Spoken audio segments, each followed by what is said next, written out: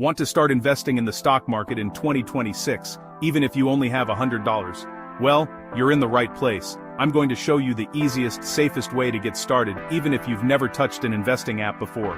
No hype, no jargon, just the real steps you need to take.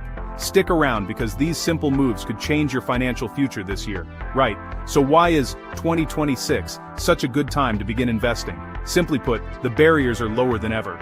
The markets are on the rise. Investment apps are packed with free features, and you genuinely don't need to start with thousands. The secret?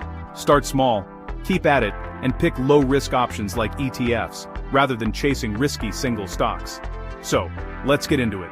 Step 1. Open a beginner-friendly brokerage account. My top picks for 2026, Robinhood, Fidelity, or Vanguard.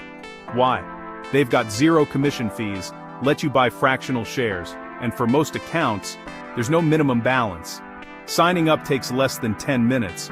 Just link your bank and pop in anything from 10 to 100 quid to get rolling. Step 2. Choose simple investments. I recommend low-cost ETFs. They're basically baskets of hundreds of stocks, making them much safer for beginners. Here are the top picks I'd look at right now.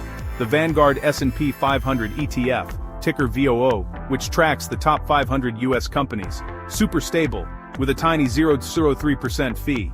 If you're keen on tech, there's Invesco QQQ, packed with big names like Apple and Nvidia. Or, for the broadest coverage, the Vanguard Total Stock Market ETF, VTI, gives you exposure to the whole US market. With your $100, Suri, Waner Solar, Suri, hier, Sherbaim, I Gwing Kan. Your Feinskauer Buer Bods, grab fractional shares in one or two of these on keeping things easy and well diversified. Step 3. Build the habit. This is where dollar cost averaging comes in. Set up an automatic monthly investment, even if it's just $50. When the market dips, you buy more shares. When it climbs, you buy a bit less. It smooths out the ups and downs and keeps emotions out of it. Most apps handle this automatically. Just set it and forget it. A couple of final tips. Only invest money you won't need for a good few years. Diversify and let your investments grow. The magic of compounding is what does the heavy lifting. And ignore those daily swings in price. Keep your eyes on the long game. If you found this helpful, hit like, subscribe for more 2026 money tips, and let me know in the comments. What's your first $100 investment goal?